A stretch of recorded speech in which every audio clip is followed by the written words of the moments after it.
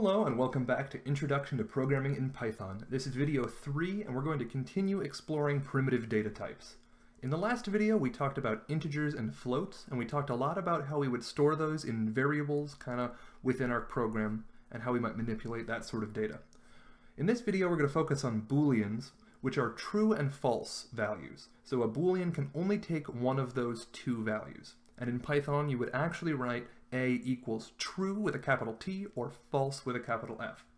But that alone isn't very interesting. What's interesting is the type of logic that we can do with these simple values and how we can compose lots of these smaller pieces into bigger, more complicated programs. So to begin, we're going to look at the AND operator. So AND works on two Boolean values. In here I've written A and B. And A and B will return true only if both A and B are true. Or is also intuitive, or returns true if A or B are true. Lastly, we have the NOT operator. NOT flips the value of a Boolean. So not A means if A was true, now it's false. And normally we don't get a lot of value from saying, A equals true, but what we care about is comparing integer values or float values. So here are all of the comparisons that we typically use for numbers. So if we use two equal signs, we'll get true if A and B are the same number and false if they're not the same number. And it's important to note that we're going to use two equal signs for equals because, as you noticed in our last video, a single equal sign meant assignment. So A single equals B means that A is going to become B. A is going to take the value of B. But A double equals B means true if A and B are the same and false if A and B are different. So a common bug, and a bug I'm probably going to make in a program example later, is using a single equals when you meant a double equals. You can use exclamation mark equals if you want to say A not equals B. This would be, of course, true if A and B are different numbers and false otherwise. The other comparisons you see in this slide should be pretty straightforward. A is greater than or equal to B, or A is exclusively greater than B.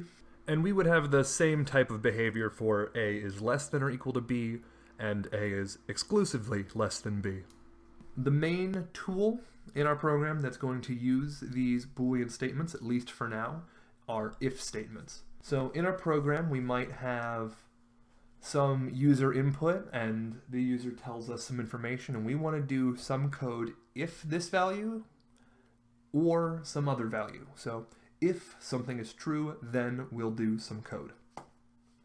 For example, in Python we have if age is greater than or equal to 18, we'll print adult, or we'll mark that this is an adult's account. Otherwise we want to say it's a child. So this should seem pretty straightforward reading it in English.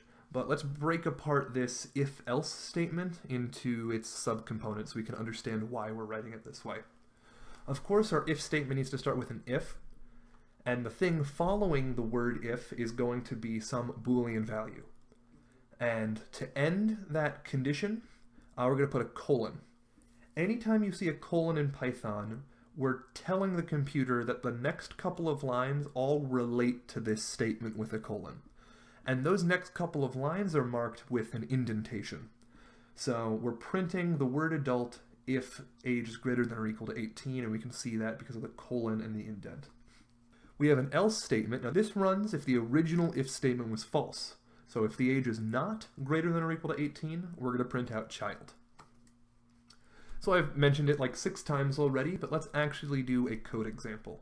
In this short snippet of code, we're going to have a small record for a customer at our department store, and we're going to greet them as they enter the store based on their age and their income level, so we might be able to suggest something to them. So I'm going to pull up idle like we did before in the previous examples. I've got a script on the left side of the screen and I've got the idle shell on the right, and I'm going to start by defining some stuff about our customer. Our customer has a name. I'm the customer. Our customer has an age, so I'll put an age. The customer has either been to our store or not, so shopped before is a flag. Sometimes we refer to Boolean variables as a flag. And I've never shopped at this store before because it's fictional. And they've got some income estimate. And I'm gonna throw an income there because I'm a poor grad student. One more zero, just to be sure. And the first thing we're gonna do is figure out whether or not they're an adult. So if their age is greater than or equal to 18, we're gonna do some stuff. If it's not, and I'll fill in that stuff in a second, we're just going to tell them that we kind of expect children to be supervised by some sort of parent. Children must be supervised. All right, so what if they are an adult? Well, we want to know whether or not they've shopped before. So if they've shopped before, well then we're going to tell them, welcome back. And if they have not shopped before, let's say just regularly, hello. And so now, interestingly, we can estimate their income through magnetic sensors or machine learning algorithms or whatever. If income is less than 0, we probably want to say goodbye. This is going to be awkward for the people who haven't shopped before, but also don't have an income. So let's put this part of our code if they actually have some sort of income. Now we got to make sure our tabs line up. It's important to note that this print welcome back corresponds to this if statement. Notice how it's the first indented line after the if statement's colon. And this entire if-else statement will only run if we reach the else portion of the if statement behind it. So you can see how we might get complicated to parse programs pretty quickly. So let's see what this runs right now. I have an income that's greater than 0, so I expect to come into this else statement, and I have not shopped before, so they're going to say hello. And if I run that, so now that we've said hello and we know that they have some sort of income, let's make some suggestions. So if their income is less than 2,500, we'll tell them,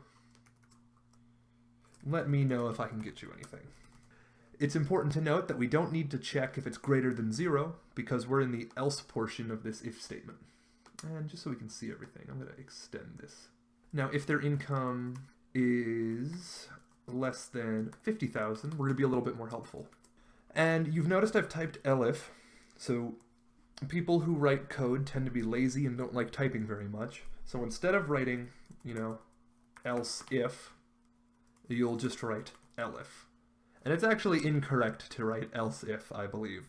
So this is how you would see it in other people's Python code. Anyway, if their income is greater than 50,000, and now that I see it, I'm bad at typing the number of zeros I mean. We're going to be even more helpful. We're going to say, can I get you anything? Otherwise, they have even more money than 50,000. We're going to say, fur coats are to the left. And we also know that, for example, millennials tend not to like fur coats. So let's just put an extra check in here. If age is less than 30, we'll think that they're a millennial, and we'll print that the iPhones are to the left. Otherwise, they're older than 30, and they might be more interested in fur coats. So already we actually have a pretty responsive program, and if I run this for me, we're going to see, hello, let me know if I can get you anything, because I'm a poor grad student. But imagine I wasn't. Let's imagine I was a 32-year-old named Elaine, who has been to the store before and makes a lot more money than I do.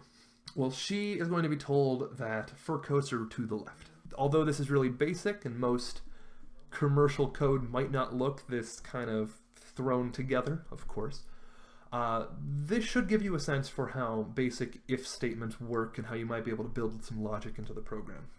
Now, in the next video, we're going to talk about actually getting user input and how we can interact with the text a person might type into our program. But until then, see you later.